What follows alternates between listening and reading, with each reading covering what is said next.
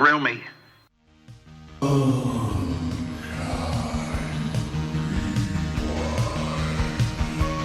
gonna name you Kodo. You get a name too, Podo. I got good news and bad news, girls. The good news is your dates are here. What's the bad news? They're dead.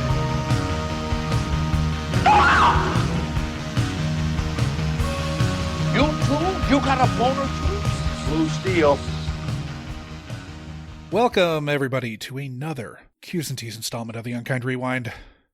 This week, we're following up on some Phase 4 stuff before we get to our next episode with special guest Chelsea Cain.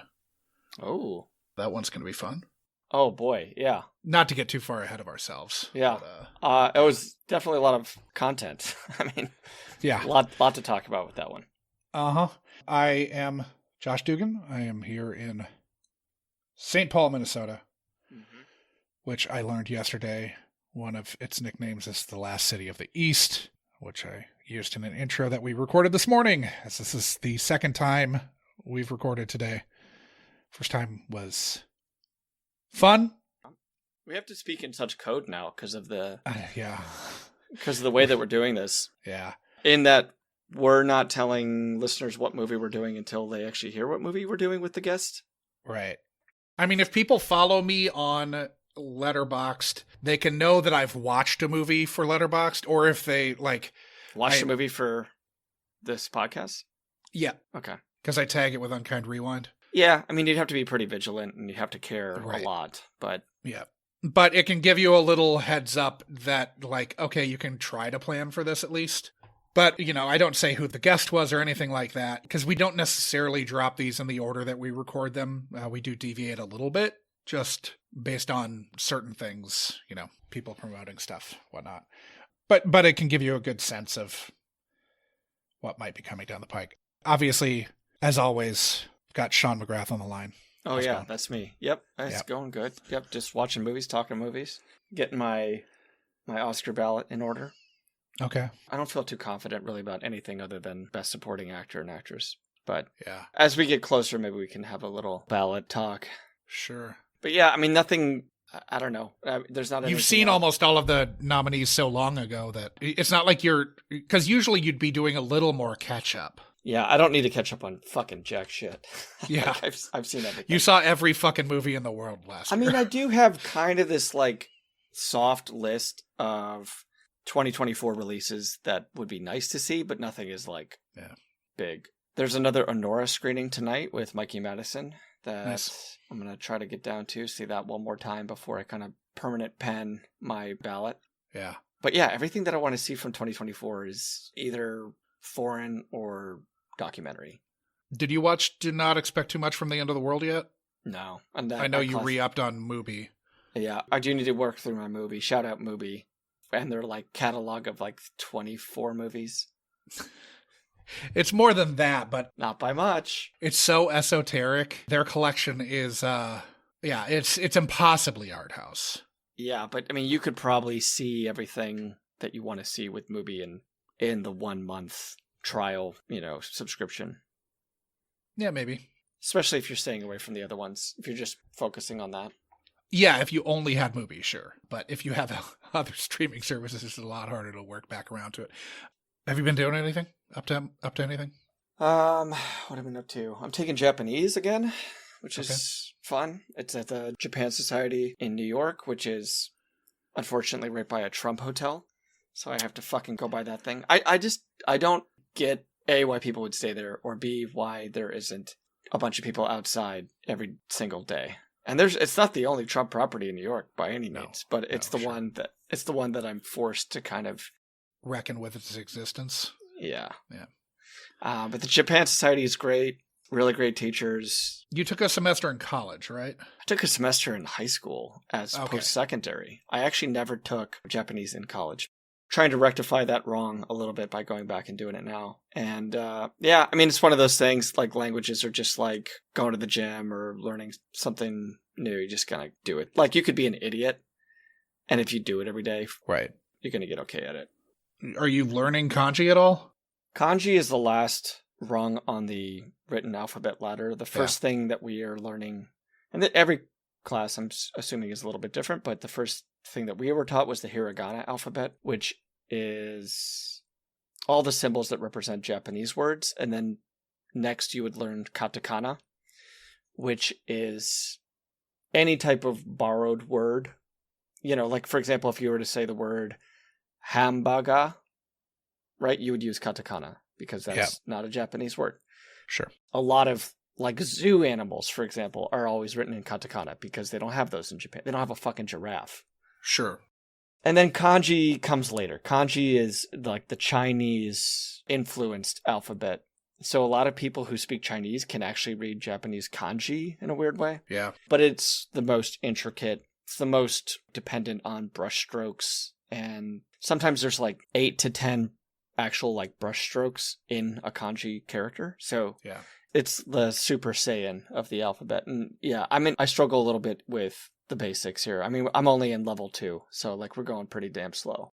Sure. But yeah, learning grammar and, you know, I can't say that like I'm adept in it, taking more than 20 years away from my last time I was in Japanese class. And not having a lot of occasion to actually ever put it to use. It's not like you're often going to Japanese restaurants and Right. ordering in Japanese or anything like that. You know, you're not often coming across people. It's not like Spanish or something where you come across people speaking Spanish all the time in the U.S. Yeah, but hey, man, it's got to have a contingency plan. And if I get it a little bit more conversational with another foreign language, yeah, that would help me in a country in which I have to flee, then great. Yeah. Yeah. Not to say that those countries don't also cater to English speakers, because Lord knows most countries do nowadays. Even when I went to Japan, like, and I couldn't speak a lick. I mean, the miracle of having a smartphone with Google Translate. Have you used the lens feature on Google Translate? It's pretty amazing, where you can actually just kind of flip your camera open and point it at something in a foreign language, and it'll auto-translate it for you. Okay. It's crazy. Like, I was at a play the other day. Well, this is kind of cool. Have you ever heard of Sleep No More? No. Sleep No More was kind of a long-running theatrical experience. I won't even call it a play. But it took place at something called the McKittrick Hotel, which was a multi-floored abandoned hotel that they went in, renovated, and completely art-directed to seem like a 1930s, I don't know, like somewhat hotel and then sanitarium.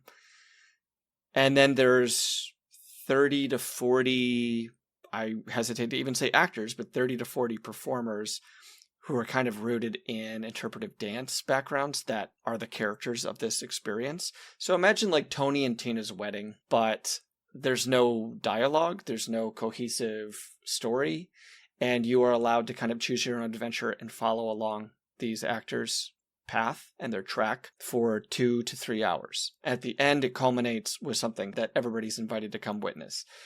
Sleep No More was very, very loosely based on Macbeth. Okay. Knock on wood. The new show is very loosely based on the story of Faust. And so even though it does take place kind of in the 20s and 30s again, a lot of the interactions you see with these performers are built around bargaining and trading things that shouldn't have a price on them for a money value. And again, you could go there and spend 2 hours in one room, sit down, and you have to put your phone away, but other than that, you can pretty much do whatever you want. Mm-hmm. You can't engage with them. You can't wrestle them to the ground when you see someone being killed. And you will see that. You will see people being killed and poisoned and betrayed. But yeah, a very cool experience. And I don't know, I think the ticket costs are a little prohibitive. I got lucky with a deal, but $160 for kind of a 2-3 hour experience. Yeah, it's a little high. Yeah. But yeah, seeing some plays, learning Japanese, trying to get an exit strategy going. Sure. Do you have one yet? Do you know what country you're going to flee to? I mean, I keep saying Svalbard. Jackie doesn't think I'm serious. Yeah, I guess there's one way to prove her wrong, Josh. Yep. Sorry, Jax. Pack your shit.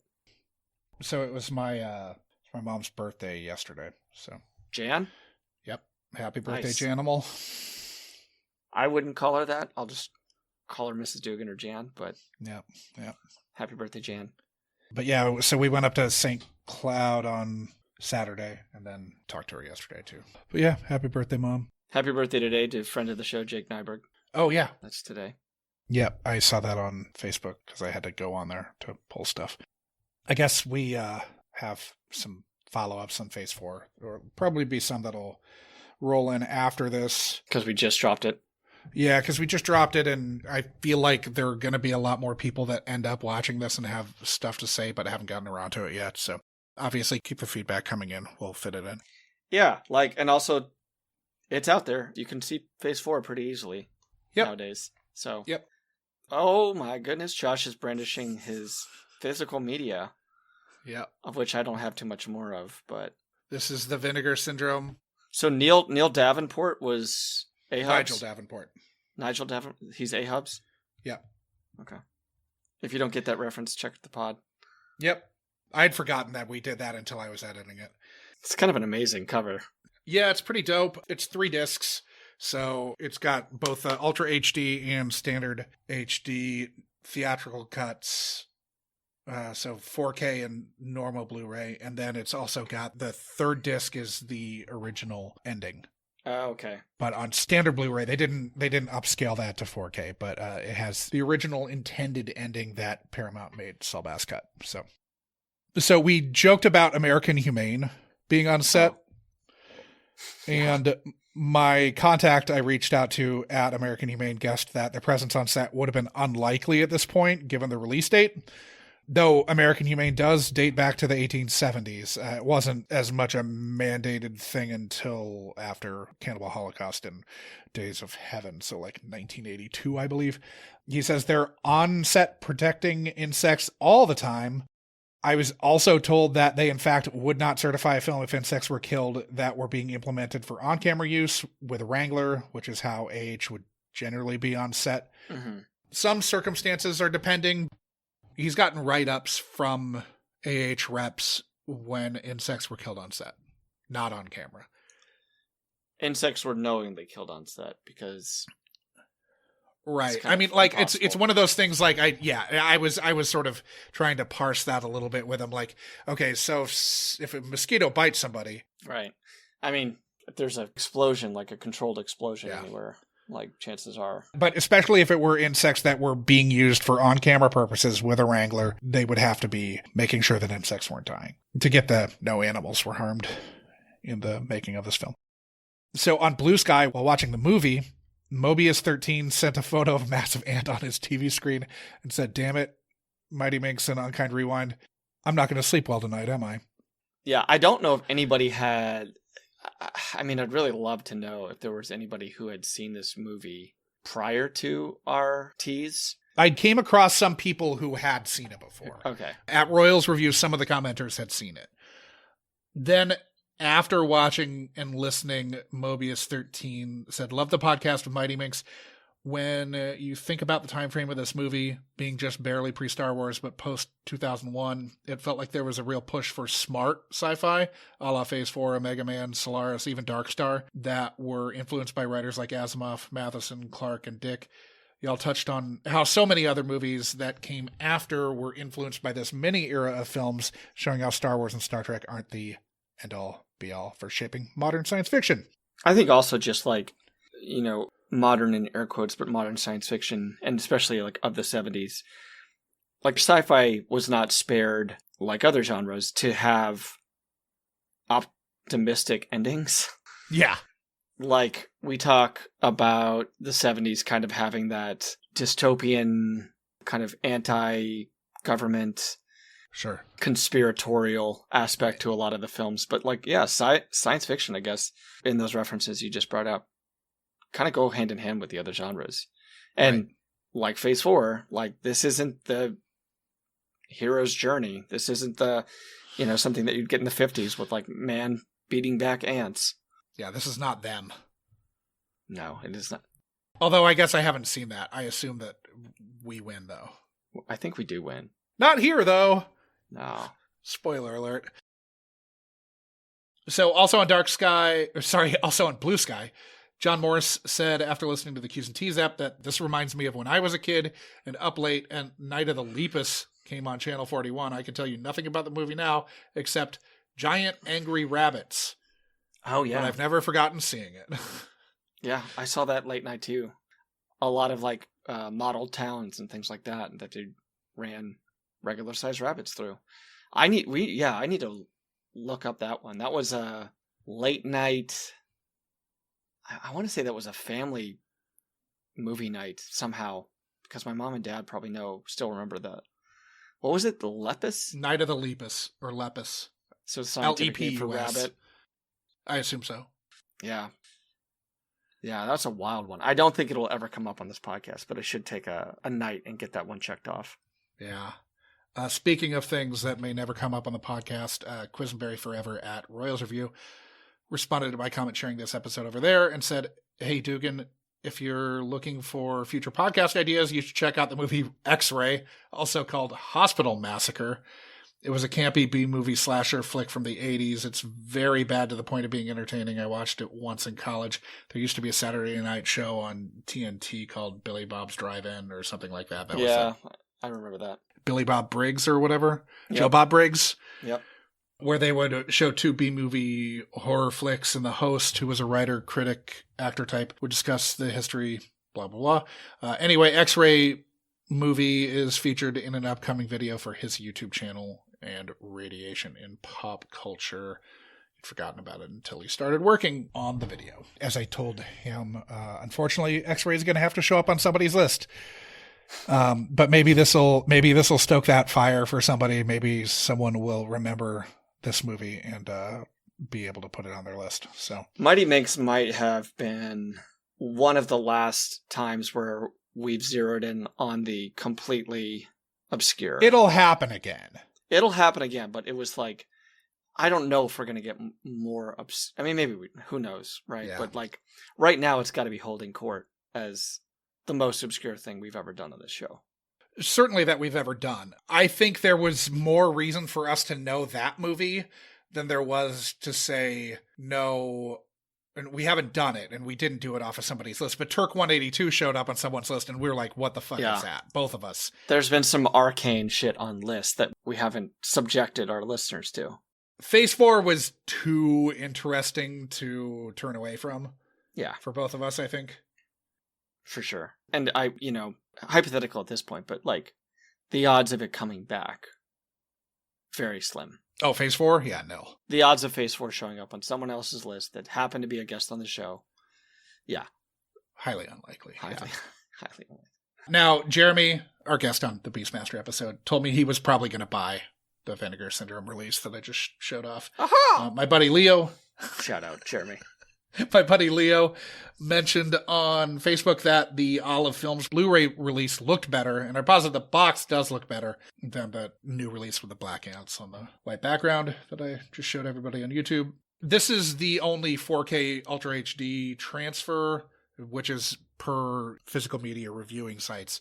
This is the best release that this has had, and it's also the only American release with the original ending. So yeah, and to be fair, I haven't seen it, and I need to. The American ending or the original ending. The original one, yeah. I still haven't watched the original cut. I've been meaning to, but I was gone all day Saturday. So cool. So that's all I got for follow-ups right now on that. So you know Chelsea from Portland, Sean? Yeah, she's a card-carrying member of the Portland Literati. Yeah, she's fantastic. I worked with her on Livewire. She was a writer. And then she went off to write a bunch of, best-selling crime thrillers. So I would see Chelsea when I lived in there. I'd see her every now and again. I know her family, and she used to host kind of these legendary Halloween parties. But yeah, she's good people. Very smart. She's got a nice, dark sense of humor. And it comes up on the pod. Yeah, I won't get ahead of it. There's some good stuff. The movie's... Everybody knows this movie. Everybody should know this movie. This is not a Phase 4. No. People may like it. People may not. We'll see. The movie, that is. The episode, I think, is inarguably fun and interesting. People may like this movie at the beginning of our episode. Yeah. And then I don't know if they will at the end. It's possible they won't. But anyway, without any further ado, Chelsea Cain.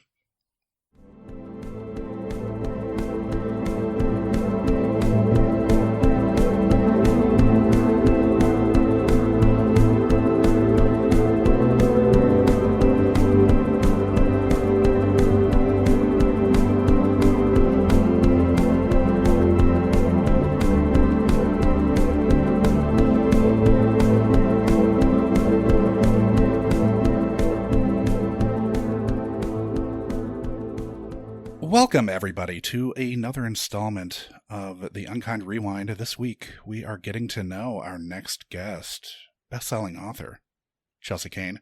Hello, Chelsea. Hello, Josh. It's really good to be here. Great, thank you. We are very pleased to have you on board. You are based out of Portland, correct? I am, yes. And that would presumably be how you know Sean, my co-host here, who has not spoken yet? Oh, Sean and I go way back. Okay. Tell you stories. Like, Sean and I, we've known each other, I think 20 years. Yeah. Yeah, right? 20 years. Yeah. I think our 20th will be next year. Okay. I don't know if that's silver. I'm glad you're tracking that. I don't know if that's silver or maybe China, but believe me, the gift I'm planning is going to be great. I'm looking forward to it. I feel like 20's pewter.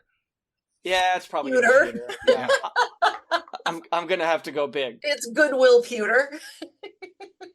But Chelsea and I, we've crossed many paths. She is certainly of the Portland literati.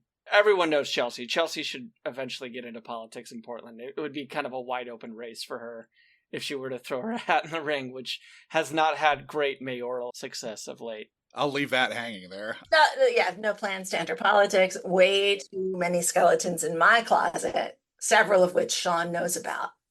Right on. Did he help you bury them? Right, yeah. Right before we poured the concrete. Yeah. Chelsea and I have definitely talked about the pitfalls of a writer's Google search history. Mm-hmm. And how problematic that could be once that's unearthed. Oh, no, I can't tell you how many times I have had my Facebook page shut down or some social shut down because I made a quip about murdering. Sure.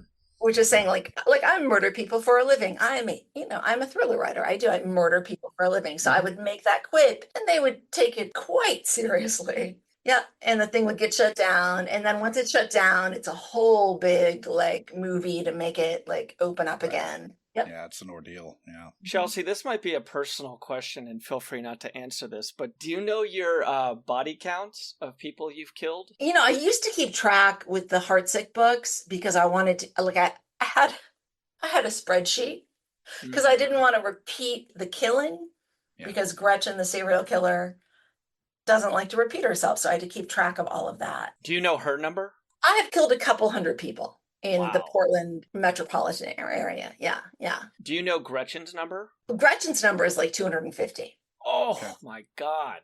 Yeah. Laying the Green River Killer to waste. That's right. That was exactly in that. Right? That's feminism, Josh. Oh, I was right there with you. He's on board. Yeah. He's an ally. Yeah. All right, good. Women can be killers too. Yeah. All right. So, why don't you tell us a little bit about yourself, Chelsea? Since the audience may or may not be familiar with your work. Okay, so we don't have to start with my childhood. No laying back on the couch. I'm mostly known for my thrillers. So I have written 6 best-selling, New York Times best-selling thrillers, and then one that was made into another thriller that was made into a TV show that was 12 episodes. And I've written 6 other books, published, written and published, 6 other books, and also a bunch of comic books, several of which were nominated for Eisner's, which is, nice. As everyone knows, the Oscars of comics.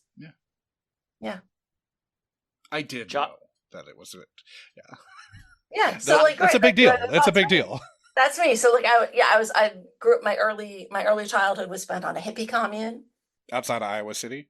Outside of Iowa. Oh, look who's Wikipedia'd me. I did way more than Wikipedia you. Yeah. So yeah. I saw your Barbara Perry Mason tweet. Wow. That one stuck out to me. Right? Because it's a great observation.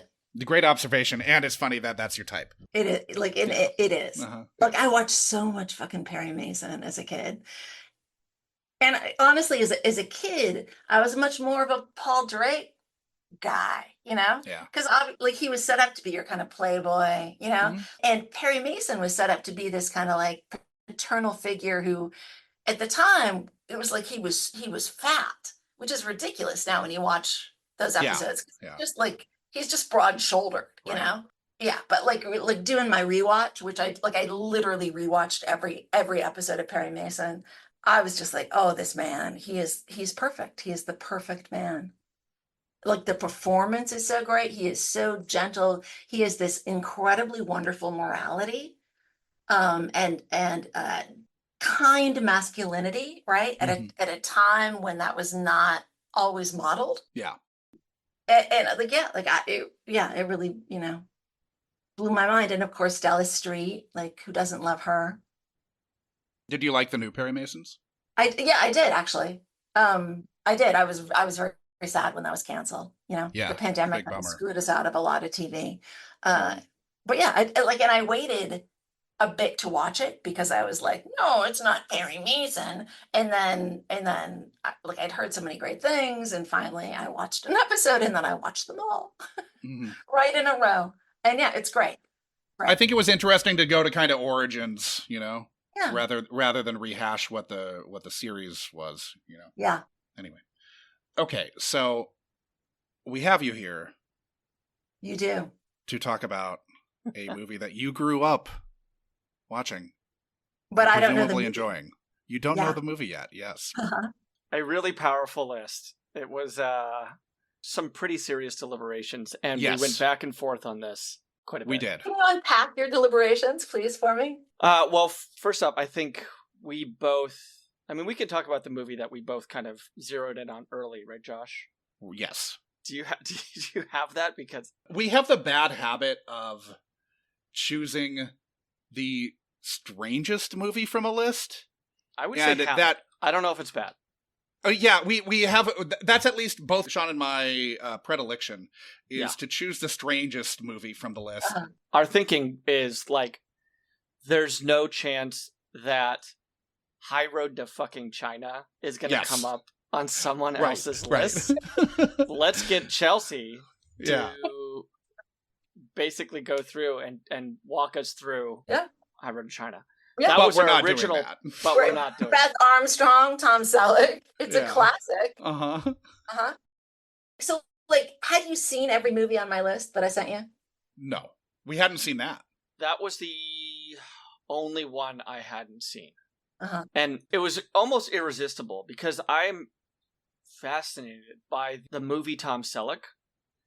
I don't understand why he wasn't massive. He's done very, very few things on the silver screen that have come anywhere near his success as a TV actor. Yeah. It's true, although he will tell you, Sean, that he has always made his money back. None of his movies have lost money. Which is a huge feather in your cap as an actor. Yeah. And, I would think all the more reason why he should have been greenlit. Mm-hmm. I know, of course, of the famous, he read for Raiders of the Lost Ark. Right, yeah. Right. I thought he was offered Raiders. Oh, wow. Even bigger. Why couldn't he have done it? That's what I always heard, is that he was offered Raiders and turned it down. And it's fascinating because you're right about his charisma, which in Magnum P.I., he's so charismatic. He's so great in that. He's so watchable, right? And there's something that doesn't quite transfer the way that it doesn't with some actors on the big screen. Yeah. I can't think of, I have to kind of sit down and really go through the Hollywood lexicon here and phone book and find an actor that immediately jumps to mind with as good a legs as Tom Selleck had. Mm-hmm. And he had no qualms about showing them. If you watch the first 20, 30 minutes of 3 Men and a Baby, his shorts... Which was his most successful film, by the way. Oh, yeah. That thing crushed. Mm-hmm. But those shorts end, the hem of his shorts are above his penis. Yeah. That was normal in the 80s, sweetie. It Like, was. that- It was. Yeah. It was normal, but the legs showing off were not. They were gorgeous legs. Right, And you 'cause see them a lot in He Magnum. would run along the beach barefoot, and like It walk. showed. It Yeah. showed. We And assume that's how he trained. that's how he trained for that Like out movie. there kayaking, Yeah.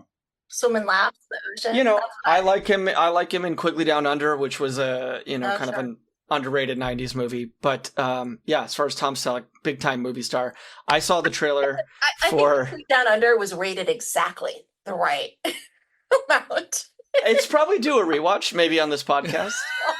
Yeah. I'm sure that'll happen at some point. There's no way it doesn't. But High Road to China certainly was something. Underrated. I love that. Quickly Down Under, underrated. I'll go to the grave. I'll say it's underrated. That's the hill you want to die on. Yeah, I'll die on that. That's fine. Laura San Giacomo yelling for dingoes to come and kill her. So we didn't go with that. We didn't go with that. And I know we had talked about the Lost Boys. We talked about I was kind of pushing a little bit for Flatliners because I thought that would be fun. We didn't go with either of those either. Not to go through the whole list, but Did you even land on a movie on my list, or did you? oh yeah, completely we different? landed on a movie on your list. We are going to be watching Yeah. Oh God. St. Elmo's Fire. Oh yes. I've seen this a lot, and I've seen this pretty recently, so I'm looking forward to this. Okay. So you're a fan. Not me. Not me. I've seen this once in high school. I remember one thing very, very clearly about it, and I have not revisited it in 25 plus years. What is the one thing? Mayor Winningham's underwear. Oh wow, that's not where I thought it was. All right, so No, Josh, you don't want to like stay on this for a minute. So Oh, they stayed on her. yeah, so they were kind of like granny panties. weren't What I remember is they were Spanx. Well, But they weren't Spanx because those didn't they weren't. exist. Yeah, those weren't. So- okay, maybe they were granny panties, but I know that they're revealed. She's not expecting to show them off, of course. But I believe is it Rob Lowe? I can't remember. But He's in the movie.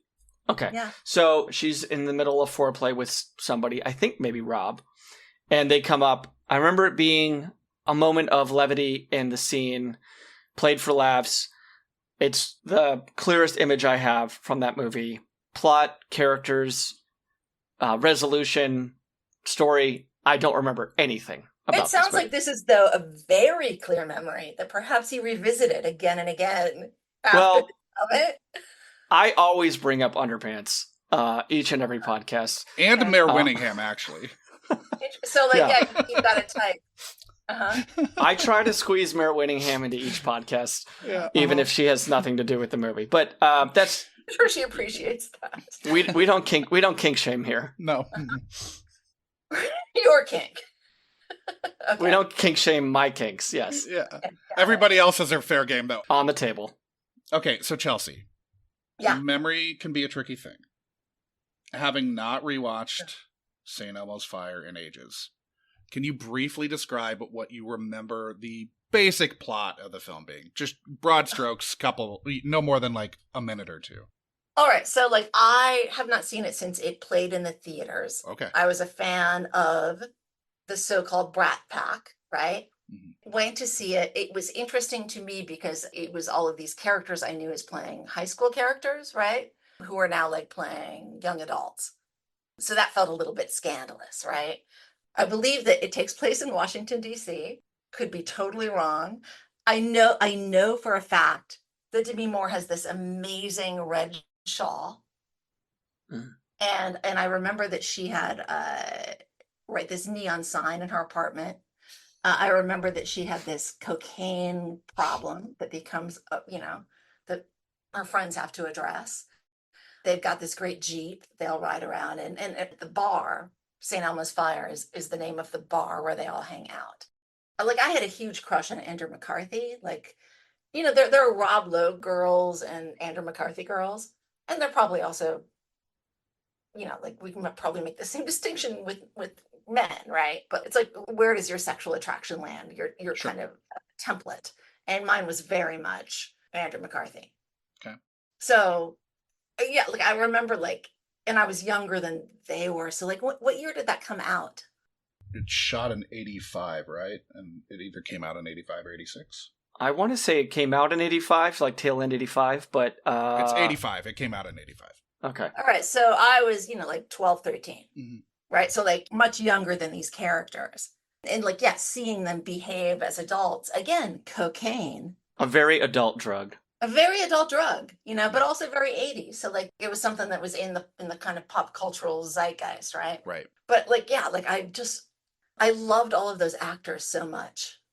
And and I remember like feeling really weirded out by how they paired. But this is essentially a young, good-looking adults in a city living by themselves, kind of working out life's problems kind of movie, right? Are they working out life's problems? They're hooking up, they're doing drugs, they're hanging out at a bar.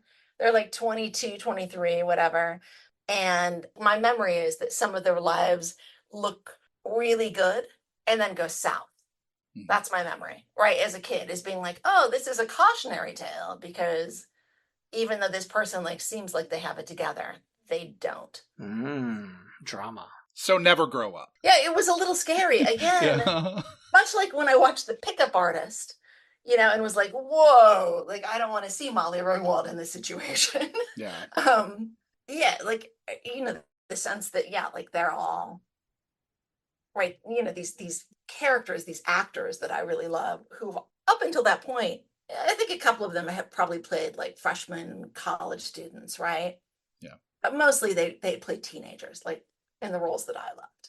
And then, yeah, to see like being in these adult roles was illuminating, and I loved it.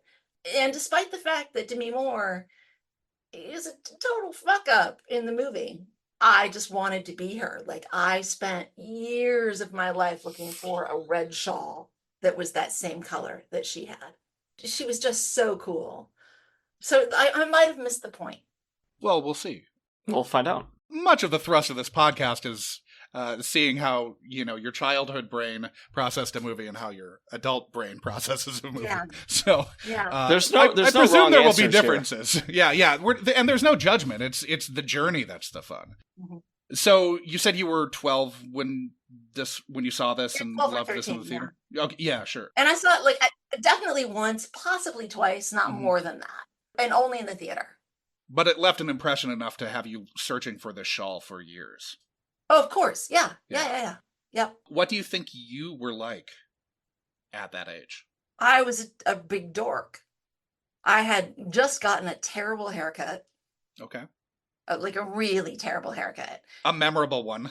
I had been at the mall, and somebody pulled me to Supercuts and was like, "Would you be a hair model?" And I was like, "A model? What? Yes, I will be a model." And then they put me in a van and took me to Seattle, put me on a stage, and I was part of this hair cutting competition. Oh, God. And so they cut off, like I had really long hair. They cut it off. First, they gave me a permanent. Oh. And then they cut all my hair off. So I looked like Little Orphan Annie. Like it was just a super, super short curly haircut. And my hair person got second in the contest and won a trip to Las Vegas. And then I had to go back to fucking middle school. So with you this- got, what, a free haircut? That was it? Yeah. And a trip to Seattle. Yeah. Yep. It was such a bad haircut. So like it was a dark period, Josh. It was a dark period in my life. It was a bad award-winning haircut. Yeah. Right. I like that you God. can. I like that haircut competitions are like military juntas where they just throw people in vans. Yeah. Did they put a bag over your head?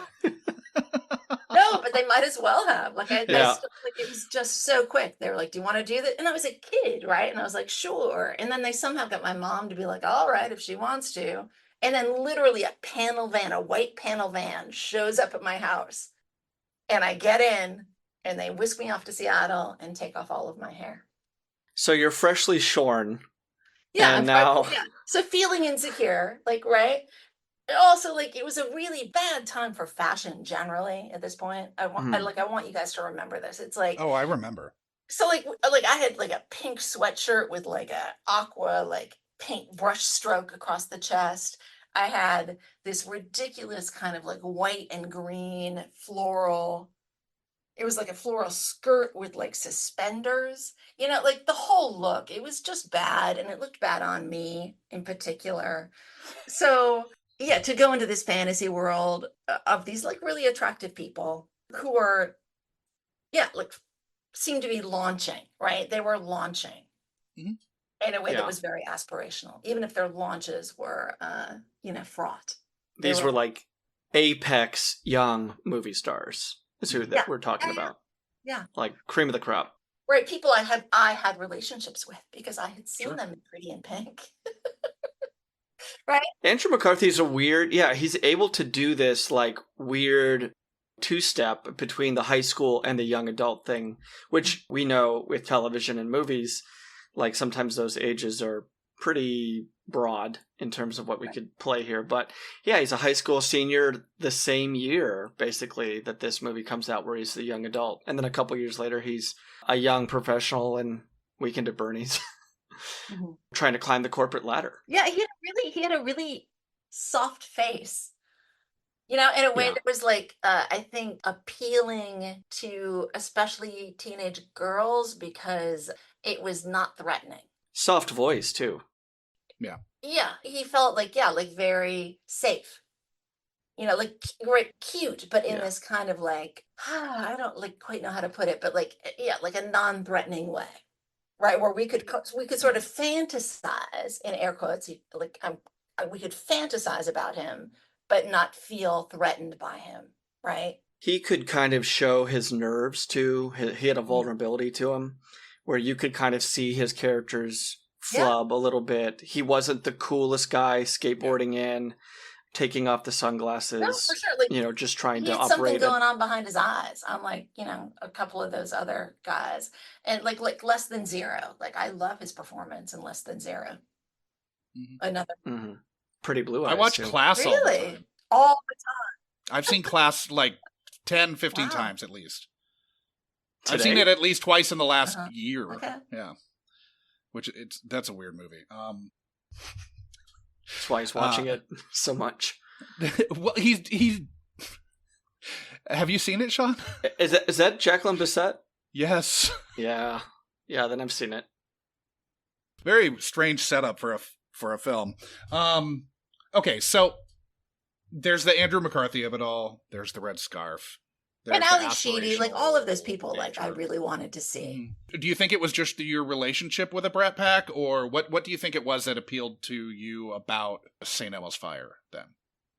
Okay, like again, not having thought about this in a very long time. Yeah. I think it was my relationship with the Brat Pack and in that sense of like leveling up, right? So here I am 13, and here are these characters who are actors who are now characters doing something that is, 8 years ahead of me. So it felt like seeing that movie made me feel, like more mature, and also that I was gaining an insight into what it might be like to be a young adult, which it turns out was nothing like that. Right. Speak for yourself. Okay. Now, are you going to see this movie with the fam? What's the normal protocol for like a movie night out at the theater at 12:13 for you? I would have seen it probably at maybe the Seaham Cineplex in Bellingham, Washington. I would have seen it with another friend, probably my friend Molly. It would have been a girlfriend, Okay, so the two of you are seeing this. There's not like an uncomfortable moment sitting there with mom. No. My mother would not have been interested in this movie whatsoever. Yeah. Okay. And it's like it must have been R, right? Yeah. So like I don't even, again, right? It was the 80s. How did you get into the theater? Right. That's my question. but it was the 80s. Would you have snuck in? No, I snuck into other Okay. movies, like horror movies or whatever, like just by doing that classic thing Sure. of seeing the movie before, like whatever was before it, and then just slipping into the theater. Yep. Oh yeah. But yeah, not this one. Like What's the statute of limitations, Josh, on ushers letting children into? Are the you party saying on that I might be movies? sued? I'm To be- saying that this usher, we're gonna go after. Could be found criminally I think liable. it's not the usher. I think it's the like person who takes your money and gives you the. That's Right. that's the class action Yeah, good suit point. target, right? Somebody who was probably also 17, right? I'm imagining that you were on Molly's shoulders in a long Mhm. trench coat, wobbling up to the box office and ordering in a deep voice, 2 adult tickets to St. Elmo's Fire, please. And then falling off Molly's That's not what shoulders. happened at all. And then they... Yeah. I was Whatever. really good at getting into movies that were like rated beyond my pay grade for sure. Is this Okay. theater still with No, us? nope. R.I.P. What'd you say? Like the clay horn? It was Seahorn? the Seahome Cineplex. Oh, Yeah. of course. How could I have fucked up Seriously. the Seahome? Yeah, because Cineplex? it was before the Bellis Fair Mall opened, so it would have been the Seahome Cineplex. And then you said you saw it one more time, maybe in the theaters. Yeah, like I believe I saw it twice, but again in the theaters. Which Okay. was normal, like Okay. when we were kids. Like you saw a Mhm. movie a couple of Sure. times. Yeah. But it was commonplace for you to, like, say, buy a ticket to the PG movie and go to the R movie. Well, like, yeah, you're recording this, right? And again, like the statute of limitations, we haven't put that up. It's something that somebody could have done. Yeah, I would back say then, that, like, not yes. me, but I would say that someone might have done that regularly. Uh-huh. Yeah. Sure. Uh, Right. Okay. Because again, someone might have been also like used to seeing several movies a day. So where you Right. see the first movie, someone might, and then someone might Mhm. then see another movie and not even, right? It's not like now. So someone could have seen multiple movies. for the Someone price of could one. have Yeah. done Someone could Yeah. have, hypothetically. Someone Okay, could have seen interesting. 3 movies in a day. Yeah. Someone might have known which back door to open to get into Uh-huh. a movie. Yeah. Wow. Someone seemed pretty resourceful. Someone was. Sean and I have no idea what it would be like to do that. Uh-huh. Whatever Yeah, that we someone don't was know what doing. you're talking about. Yeah. Chelsea's gonna get swatted now. Just Oh my God. Don't even say that. the door kicks in the back. We got her. No, it's a group of like angry ushers on Reddit. Right. We finally got her. It's Regal Cinemas kicking in the door. We need restitution. Yeah. US $23. Yeah. And that's after inflation.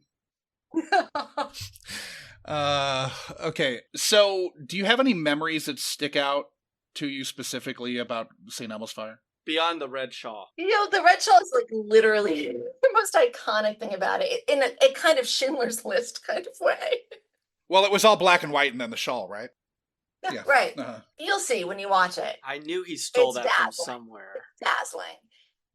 And her whole character is like really interesting. And, and I've read since that like she went to rehab during the movie or right after the movie. Like, she actually was suffering from addiction. So like, and maybe that is something I, picked up on, like it felt very real to me. And it was also really interesting to see Ali Sheedy as like because I, seen her in The Breakfast Club where she was the weirdo, right? And I loved her character. But then to see her immediately afterwards as this like put together like attorney, Mhm. I think she was, but a put together professional, it was like, oh, I remember that. And mostly I remember the friendship between these characters. Sure. And there was something about that. Like when we were in high school and middle school, like we had this group of friends that we hoped to hold on to forever. Sure. And yet somehow, even at the time, knew we couldn't, right? Knew Mhm. that we were all going to kind of like go on to our own colleges and our own lives.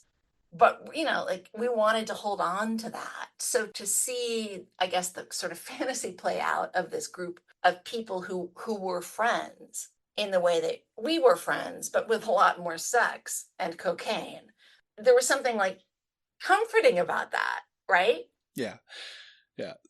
Sorry, I was laughing about sex and cocaine not being part of your 12 and 13-year-old experience. Yeah. No, I didn't think about that yet. Yeah, no. It's funny, though. It's funny. Yeah, they're like that sweet innocence of just like, Yeah. oh, look at this group of friends who all Sure. hang out, right? At the bar, which is like we hung out at Denny's, you know? Sure. It was Perkins for us. Yeah, right. Like, right. So to see that, like was a notion that could continue, especially among this kind of like group of actors we had seen and other kind of Sure. groups of friends in different kind of like high school situations. It's like, oh, now they're young adults and they're still hanging out. Mm-hmm. And yeah, like she needs rehab, but boy, is her scarf red. Yeah. Yeah. That should be the tagline for the movie. Yeah.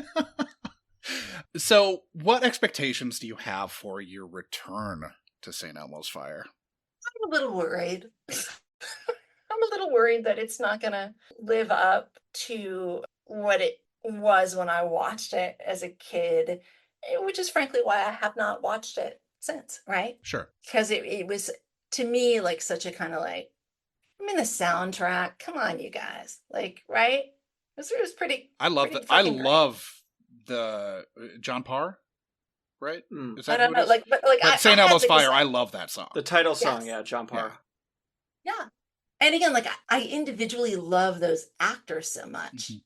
I worry about revisiting it and yet maybe seeing them make choices that are kind of icky in today's environment, you know? Like again, some of these hookups, I think this whole underpants thing that Sean is into, like that, I feel like is I think that might bump for me. Yeah. I don't know why the assumption that I'm into it. It's just an evocative. You're so into it. It's literally the thing that was your biggest impression from the movie. I mean, It's the only Yeah. lasting thing it's shocking to me that the thing that doesn't jump out to you immediately is Rob Lowe on the sax. But we'll get to that next week. Oh, okay, yeah. That seems like the iconic moment of this. Anyway, we'll. So you're wait. So Josh, you're a Rob Lowe guy. I've seen this so many times. I mean, I But- seriously no, saw no, this. No. You're a I Rob like Lowe Rob guy. Lowe, yeah. Yeah. But well, Don't apologize. No. for it. I mean, I like Rob Lowe in the abstract. Yeah, I think he did a good I pivot. I think he did a good pivot somewhat recently to like in the last 20 years. He had a rough late 80s and 90s. Oh, for sure. Yeah. Yeah, the whole Democratic Convention thing. But here's the thing: you're either an Andrew McCarthy guy or you're a Rob Lowe guy, and you can appreciate both. I can't be an But Emilio which kind of Estevez are guy. you? Which guy are you? yeah. Can I be an Emilio Estevez guy? No, nobody's an Emilio. I love Estevez. Repo Man. I love Men at Work. No. You can't be. That's not an option. Okay. If I had to choose one or the other, Uh-huh. And can we unpack this a little bit? Are you choosing who you would want to be? I think it'd be who I'd want Or to be. who- If it's who I want to be, it's Rob Lowe in a heartbeat. The dude hasn't aged Okay. in fucking 40 years. Yeah. Having seen St. Elmo's Fire in the last 5 months, he looks the same now that he does then. Yeah. Whatever deal with the devil he struck. But who would you want to be with? Like, wouldn't you want to be with? Oh, Andrew I'd want to McCarthy? be with Andrew McCarthy, especially if we're talking about the characters in this movie. With me having seen this recently. Uh-huh. Yeah, if I had to choose one to be my life partner, it would be Andrew McCarthy from this. There we go. I agree. Yeah, I don't remember any of this. So when you mentioned the sax, like something came up of like maybe Sax, not sex. I just want to make sure Sax. that people Yeah. get that. sax, hard A. I remember. Is this necktie around head? Yeah, oh, big time. Okay, Oh, this is coming back to Yeah, me. uh-huh. I'm getting a necktie around head. Maybe that can be my kink too. If we're gonna go there, if we're gonna go just to like full kink. yeah, Uh-huh. if we're just gonna It go. sounds like this movie really had an impact. Yeah, I mean, primarily apparel focused, but yeah. To be fair, the Rob Lowe sax with the necktie around the head is definitely something that you would have seen memed. Okay. You would have seen it clipped out on social media. It's a thing that pops up. So. And did he play the sax or Well, I mean, we're meant to believe he's playing the sax. no? Right, but he didn't actually. I presume he's not playing the sax, but I don't think he is. I think it's pretty clear that he's not. If you're Right. But I don't remember the last time that I was paying attention for that. But like I remember I remember that moment in the movie Oh, yeah. in the sense of like it was a sexy moment. We're Mhm. like, oh, like he's, it's sort of like the Tao of Steve, Sure. right? Uh-huh. You guys saw that yeah. where it's like do something excellent. He's that was doing a something moment excellent. Yeah. He was doing something excellent. Yeah. Yeah. Chicks dig that. Big time. I mean, if we're meant to believe the movie, they do. They really, really do. All right, let's keep an eye on the fingering here for that saxophone, just to make sure that he is hitting. Again, saxophone. Yeah. And fingering of the saxophone. Yeah. Not. Yeah. Yeah. Hard. Uh-huh. Yeah. End of sentence. And yet, I think it's supposed to be sexual, right? Oh, yeah. Oh, this is some pretty prime Rob Lowe. I mean, yes, he hasn't aged. He has a fine wine. He's, he's probably been the sexiest man of the year, I'd imagine. Yeah, I from would people. assume so. I think that he's got that. I mean, he's not been nominated for an Eisner, but I know, what a fucking loser. excuse me, he has the sexiest man of the year trophy on his mantle. but this is like, You don't get a trophy for that, sweetie. you get a laminated magazine cover. Yeah. Yeah, exactly. But this is pretty much as prime Rob Lowe as we're gonna get. Like, this is sweaty and sexy Rob Lowe. Sean, you'll be disappointed to know that on IMDb's list of good-looking guys that haven't been named People Magazine Sexiest Man Alive, Rob Lowe's number 2 on the list after Leo. Wow. Yeah. I think you need to start a petition. Wow. I'm shocked. I mean, this is a person made the list, and it's 4 years ago, but he hasn't won the list. Has Andrew McCarthy ever made the list? I mean, there's no way Andrew McCarthy has ever won. I don't know if they keep track of nominations. Just because he's a soft chin. I mean, I would guess that Rob Lowe's made the list, but he's not been named Sexiest Man Alive. I would assume that during the West Wing years, probably in 99, 2000, he probably made the list, but was not named Sexiest Man Alive. Wow. I'm shocked. He just doesn't have an agent that's good enough to get him the award, because that's all it is. This completely changes how I feel about him. Yeah, Sean is walking out. Yeah. Let's go back to High Road to China. I'm pretty sure You know Tom what, Selleck's Tom won. Selleck? Tom Selleck, definitely Yeah. sexiest man. I'm sure. Yeah. Sure of it. Yeah, he's got that. He might even be a repeater. Legs alone. I mean, the mustache is one thing. I mean, Okay, the leg thing you need to let go of because it's getting a little weird now. It feels like a kink. I'm going to send you so many screenshots. I don't want them. I don't want them. I don't accept them. I give no consent. Okay, There was Josh, you're going to get them. There was a poll in 1986 by UPI, or it's on UPI.com at least, that he was voted sexiest man in the nation by more than 2-to-1 ratio among those polled. Tom Selleck was. He won every demographic subgroup except for African Americans who chose Billy D. Williams. Wow. Fair. That's fair. Yeah, I get it. frankly. I get it. 86. I get both. Billy D. Yeah. That was the height of his Magnum Yeah.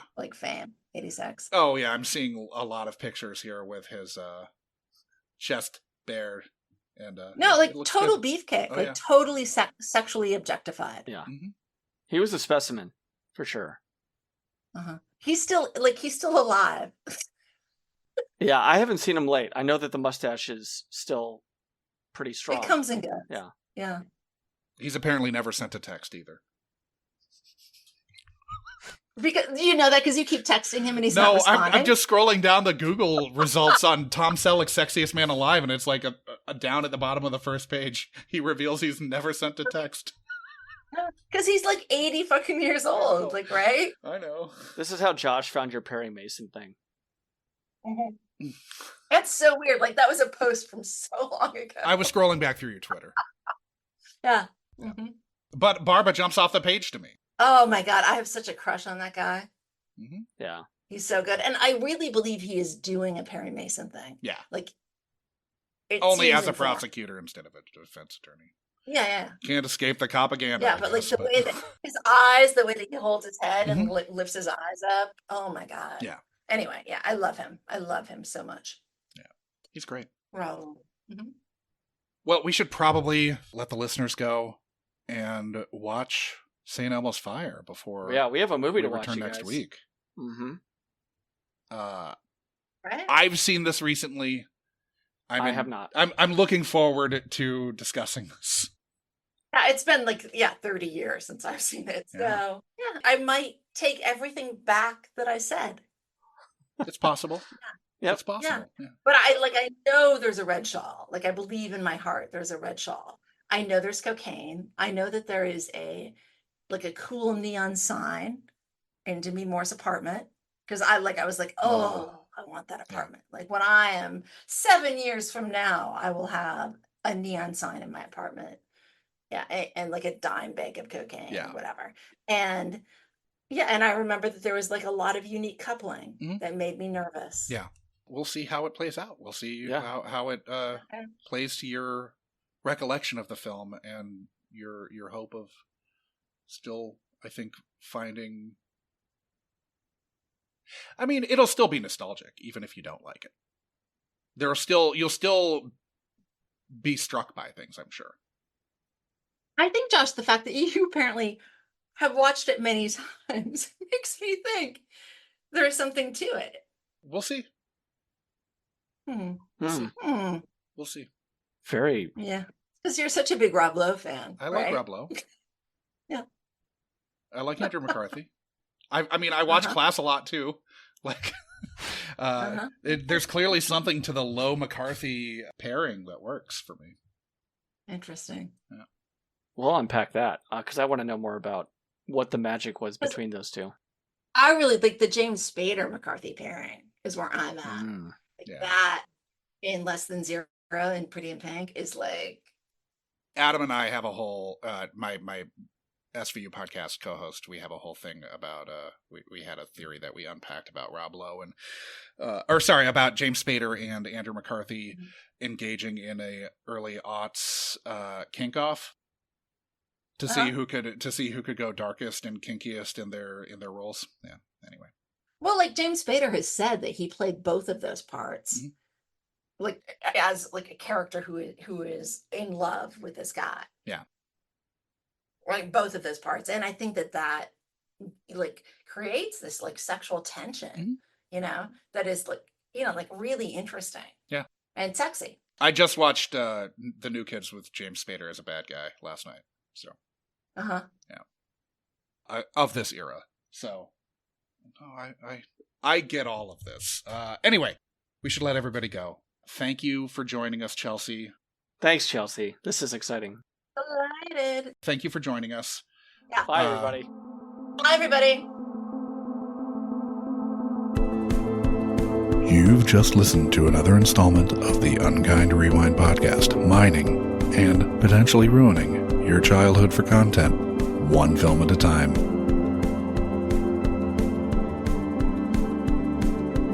Unkind Rewind is a Munchcast production and can be ingested wherever you listen to podcasts and on the Unkind Rewind YouTube channel. Music for this and every other episode of Unkind Rewind was composed by Divorcio Suave. Rate, review, like, and subscribe to Unkind Rewind on Apple Podcasts, YouTube, Spotify, and Good Pods.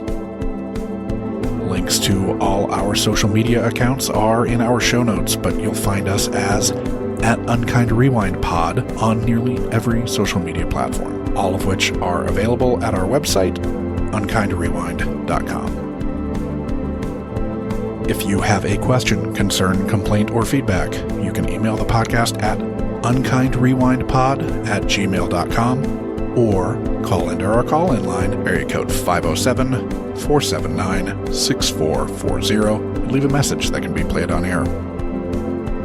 Fans should join the Munchcast Discord to discuss this or any other episode of the Unkind Rewind with like-minded people. This dialogue may just make it into a future episode of the pod.